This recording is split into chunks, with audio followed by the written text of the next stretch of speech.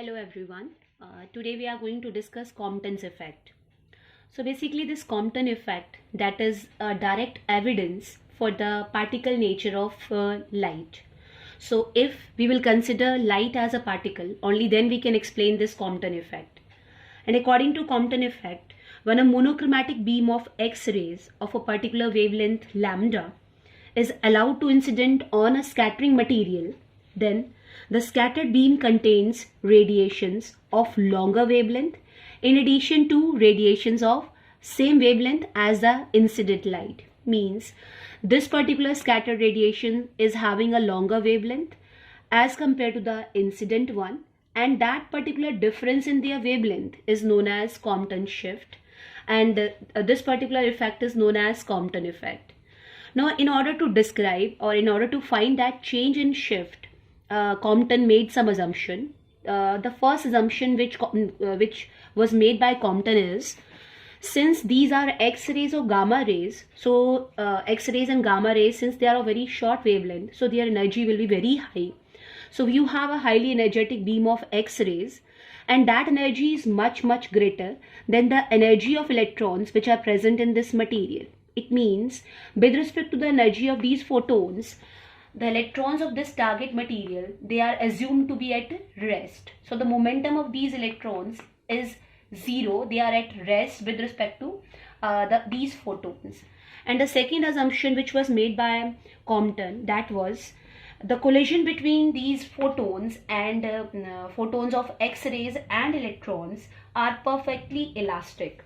So there is no loss of energy. There is no loss of energy and momentum during that collision. So now we will find a derivation for Compton shift using law of conservation of energy and momentum. First, we are going to apply law of conservation of energy. So in this system, we have a photon and electrons of target material. So if the incident photon is having energy h nu, then the momentum will be h nu by c.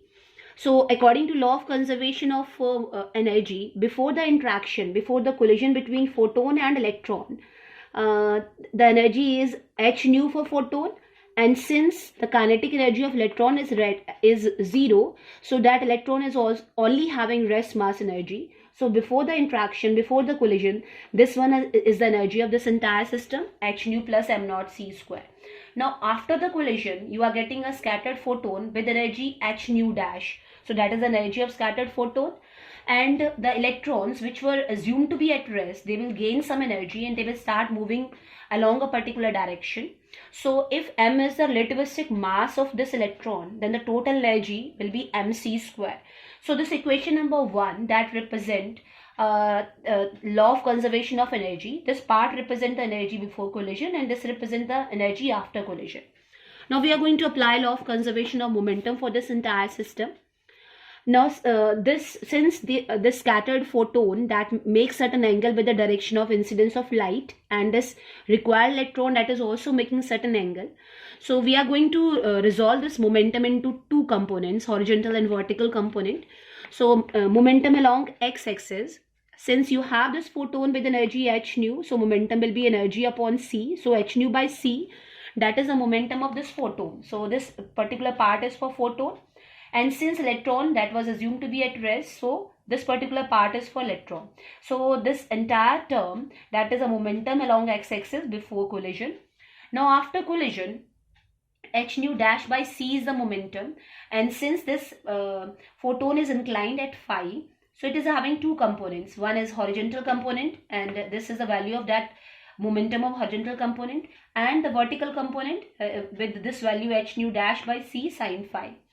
So h nu by c plus c, momentum along x-axis before collision, is equal to momentum of the photon along x-axis plus this particular part represent the momentum of electron along x-axis. Since you have this particular electron with mass m, and it is if it is moving with this particular speed, then mv will be momentum, but it is having two components. Along x-axis, the component is mv cos theta. So you are getting this equation according to law of conservation of momentum along x-axis.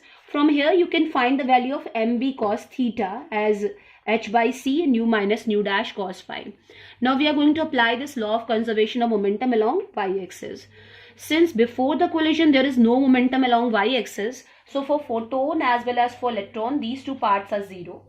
But for photon, after the collision, you have this component along y-axis, and for electron, you are also having this component mv sine theta, and according to sign convention, we are getting a negative sign here.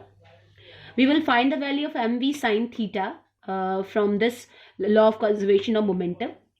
Now square these two equations and then add. So after squaring and adding, you are getting sorry, m square v square c square equals to this. Now we are taking equation number 1. From equation number 1, find the value of mc square and then square that mc square, you will get m square c4. So find m square c4 from equation number 1. So you have equation number 4 and 5. Next step is you have to subtract 4 from 5. Then you will get this equation after subtracting. And after this, you have to substitute this m square in terms of rest mass. According to this relation, m is m naught upon root 1 minus v square upon c square. So if you will square this, you will get m square equal to this particular term. After substitution and solving, this left hand side that will become only m naught square c4. And on the right hand side, you are getting these three terms.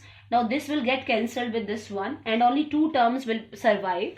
And after solving these two terms, you are getting 1 upon u dash minus 1 upon u as h upon m naught c square 1 minus cos phi. Now this frequency term that can be written in terms of wavelength like this. So finally what you are getting? You are getting a change in wavelength. This lambda dash is the wavelength of scattered photon. This lambda is the wavelength of incident photon. So this difference is representing Compton shift. And that is equal to h upon m naught c 1 minus cos phi.